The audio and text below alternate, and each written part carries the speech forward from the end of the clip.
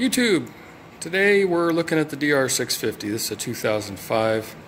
The modification we're looking at today is progressive front fork springs. And the OEM springs, I think, are 40 kilograms per centimeter of compression, and they're straight wound, which would be a linear progression, and I'll explain what that is if you don't already know. And basically going to give a review and just a general procedure on doing this. It's pretty straightforward. If you have an explanation as you go through it, you can pretty much sort it out on your own, especially if you have a factory service manual. Anyway, let's go over to our springs here, and these are the factory springs, along with, this is dual purpose explanation here. These are the factory spacers that are in the factory, sit above the factory spring, and these are the factory caps. And they call for, on Progressive's suspension, you know, their instruction manual, they call for a 1/2-inch spacer, and they provide you with this fairly long piece of PVC.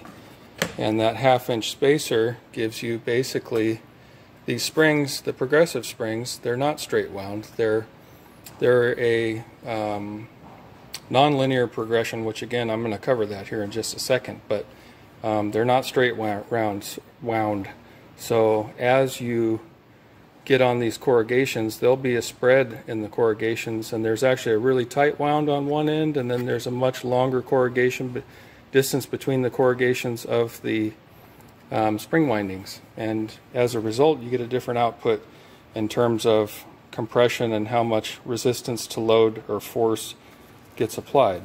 And so I didn't use the PVC, and what I did was I bought the adjustable caps. It's only another $25 online to buy those adjustable caps, and for the DR650 they call for a 1/2-inch spacer.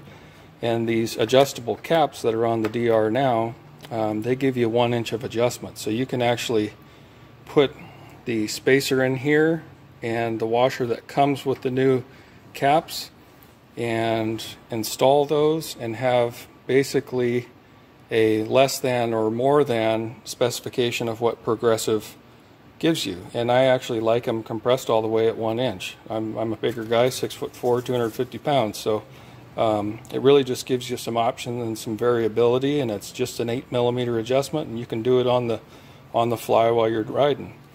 And so let's just cover real quick the difference between a linear and a non-linear. So on the top here we have a linear.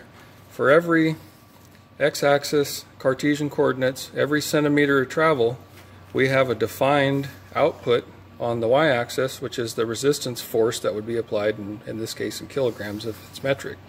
So for every centimeter we can predict on a linear scale what that resistance force is going to be on the spring.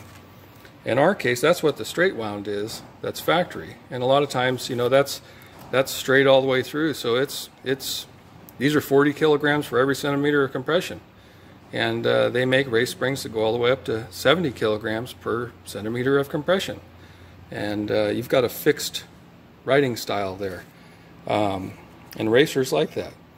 But for riding on the road and some mixed use off-road, these non-straight wound, where you have a longer distance between those corrugations on the, and it varies throughout the spring, it's not consistent, you get a variable output, and this is it's a non-linear output. This is a parabola essentially, or depends on what formula and math you want to fit this scale. You could plot it and predict what it's going to be, but they give you a range. So this starts out, if you use what they call for, the 1/2-inch spacer, you got a 40 kilogram per centimeter output, which is the same response at basically no compression as what the factory was.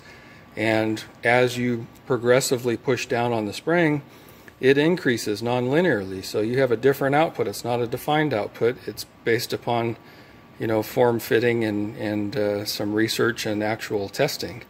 And so anyway, you're able to get a variable response where you've got anywhere from 40 kilograms of force resistance per centimeter all the way up to 70 kilograms of force resistance. And so you got a lot better possibility to be dual sport, on the street, off-road, have good resistance to some really hard impacts or some aggressive riding if you go off-road, and that's really what, for what I'm doing, that suits well for me. And I had an older DR650 and ran these, loved them. And my dad and I both run these, love them. And I do strongly suggest having the adjustable caps, because then you can really tailor this to your riding style and your like. So I'll give you a picture of what those caps are now. And I've got them adjusted all the way down, which is 1 inch of travel. But you can see here this 8mm cap head, that will back all the way out almost 1 inch. And it just moves on the bottom end. So for every turn up here, it actually moves probably 1/8 of an inch down at the bottom, and it gives you some little level adjustments as you go. So you really have a lot of adjustment on the fly with just an 8mm ratchet wrench or what have you. Anyway, the other thing that we look at is setting the fork fluid level. You're going to have to pull the forks out if you want to do this right, and you're going to have to turn them upside down because there are not drains on the bottom of these fork legs, and you'll need to drain them out into a waste container and pump them back and forth to drain the fluid out. And then the factory calls for, if you're riding at full extension length and it's not lowered, to go 6.5 inches from the top with the fork fully compressed. So compress the fork all the way down and then fill the fork leg with fluid until 6 inches from the top. I use a turkey baster. I measure 6 inches on the turkey baster, and I just put a piece of tape on it, and I use that to suck fluid out until I get 6 inches from the top. And I've done it that way for a long time, and it works just fine for me. But if you have a little vacula or something else, some kind of little vacuum pull tool, you can just pull the fluid to that level. And anyway, install your springs and put your caps on, put them back in, and rock and roll. So great improvement.